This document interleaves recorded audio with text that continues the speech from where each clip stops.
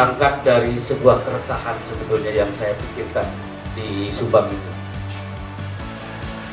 Saya berpikir bahwa hari ini kita berpikir Subang mau tidak mau ini adalah perubahan peradaban dengan adanya Subang Smartpolitan. Oke, satu sisi Subang Smartpolitan ini adalah membuat sebuah kejutan besar bagi Subang sendiri. Saya juga mendengar bagaimana Pak Bupati mencanangkan bahwa dengan adanya Smartpolitan hampir 200.000 masyarakat kita dibutuhkan untuk bekerja di sana. Tapi apa yang terjadi? 70% itu harus masyarakat kita oke. Ada mobil listrik BYD 18.000 karyawan itu dibutuhkan. 70% oleh masyarakat kita oke. Mereka terus membangun dengan tentunya membutuhkan orang-orang yang memiliki kapasitas untuk itu.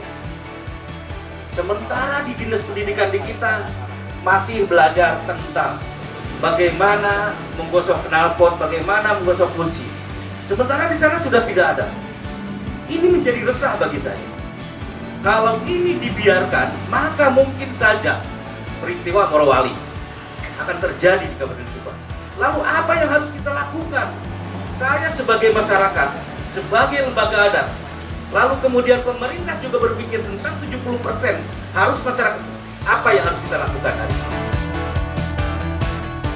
Kita apresiasi yang luar biasa dan kita sambungkan dengan visi misi kami, rencana kerja kami, RKPD kami. Salah satunya bagaimana kita akan mendatangi beberapa perusahaan yang masuk ke Subang, apa yang dibutuhkan rakyat, apa yang dibutuhkan oleh perusahaan tersebut, maka kita akan menyiapkan. Ya, kita juga akan menyiapkan terkait dengan kebutuhan pasar. Jadi yang dengan hadirnya Smart Subang Smartpolitan menjadi kawasan ekonomi khusus yang diperkirakan kurang lebih 80.000 karyawan, bahkan bisa jadi lebih sampai 100.000, belum yang lipat-lipat.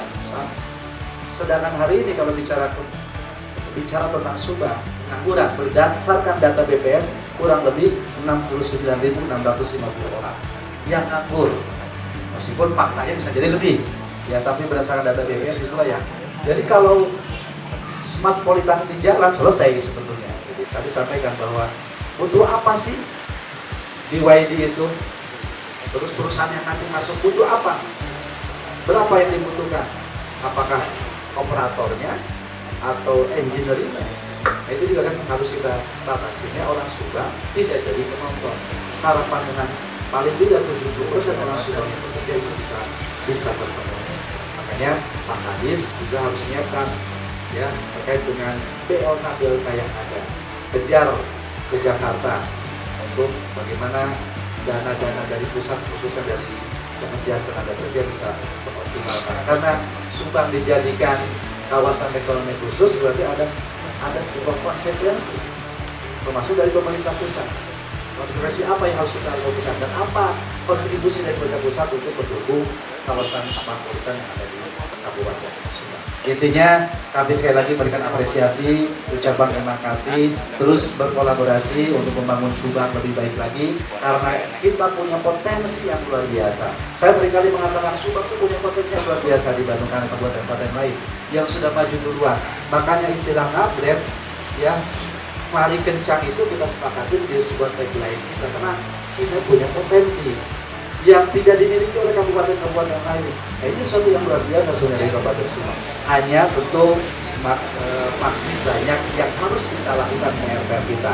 Maka di kepemimpinan Kang Reynaldi ya, dengan saya ya tentu butuh support, butuh dukungan, butuh doa bersama agar Subang Ngabret ini betul-betul bisa realisasi. Apalagi Gubernur Kabupaten Subang, gubernurnya adalah juga orang Subang yang tentu saja akan memberikan perhatian lebih kepada Kabupaten Subang khususnya urusan infrastruktur jalan.